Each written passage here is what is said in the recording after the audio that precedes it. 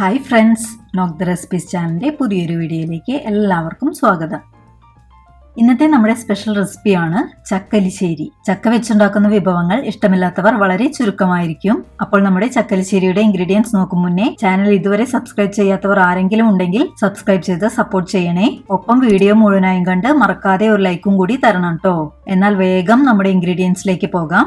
Main ingredient അറിയാലോ, ചക്ക തന്നെയാണ്. പുളി വെക്കുന്നതിന് മുന്നേ ഉള്ള പാകത്തിലുള്ള ചക്കയാണ് ഞാനിവിടെ എടുത്തിട്ടുള്ളത്. ചക്കക്കുരുവും കൂടി എലിശ്ശേരിക്ക് ഞാൻ എടുക്കുന്നുണ്ട്. ചെറിയ രീതിയിൽ പുളി വന്നു തുടങ്ങിയ ചക്കയായാലും എലിശ്ശേരിക്ക് ഉപയോഗിക്കാവുന്നതാണ്. ചക്കയും ചക്കക്കുരുവും കഴുകി വൃത്തിയാക്കി വീഡിയോയിൽ കാണുന്ന രീതിയിൽ ചെറുതായി നുറുക്കി എടുത്തിട്ടുണ്ട്. 3 തണ്ട് വേപ്പിലയും കഴുകി വൃത്തിയാക്കി എടുത്തു വെച്ചിട്ടുണ്ട്. പിന്നെ 250 ml കപ്പിൽ 1 കപ്പ് നാളികേരം, 1 ടീസ്പൂൺ ചെറിയ ജീരകം, 2 ചുള ചുവന്നുള്ളി അല്ലെങ്കിൽ ചെറിയുള്ളി, 1 ടീസ്പൂൺ മഞ്ഞൾപ്പൊടി, 1.5 ടീസ്പൂൺ മുളക് പൊടി. മുളക് പൊടിക്ക് പകരം എരിവിനനുസരിച്ച് പച്ചമുളക് ആയാലും ചേർത്ത് കൊടുക്കാം. നിങ്ങളുടെ കയ്യിലുള്ള മുളക് പൊടിയുടെ എരിവിനനുസരിച്ചും നിങ്ങളുടെ സ്പൈസ് ലെവലിനനുസരിച്ചും മുളക് പൊടിയുടെ അളവും നിങ്ങൾക്ക് അഡ്ജസ്റ്റ് ചെയ്യാവുന്നതാണ്. പിന്നെ 1 ടീസ്പൂൺ കടുക്, ആവശ്യത്തിന് ഉപ്പ്, വെളിച്ചെണ്ണ എന്നിവയാണ് ഇൻഗ്രീഡിയൻസ് ആയി എടുത്തു വെച്ചിട്ടുള്ളത്.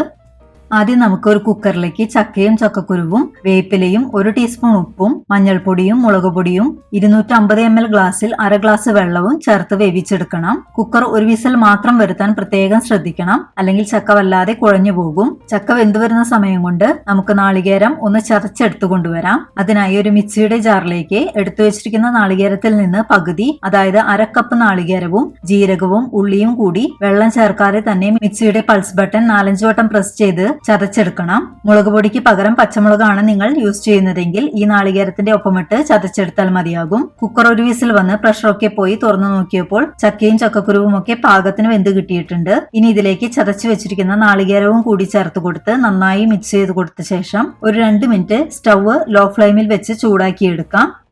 ഇനി ഈ സ്റ്റൗവിലേക്ക് അത്യാവശ്യം വലുപ്പമുള്ള ഒരു പാനോ ഒരു ചീഞ്ചട്ടിയോ വെച്ചു കൊടുത്ത ശേഷം 5 ടീസ്പൂൺ വെളിച്ചെണ്ണ ഒഴിച്ച് ചൂടായി വന്നാൽ ഇതിലേക്ക് കടുക് ഇട്ട് കൊടുക്കാം. കടുകൊക്കെ നന്നായി പൊട്ടി വന്നാൽ എടുത്തു വെച്ചിരിക്കുന്ന നാളികേരത്തിന്റെ ബാക്കിയും, അതായത് 1/2 കപ്പ് നാളികേരവും 1 തണ്ട് വേപ്പിലയും ചേർത്ത് കൊടുത്ത് നല്ല ബ്രൗൺ നിറമാകുന്നവരെ മൂപ്പിച്ചെടുക്കണം.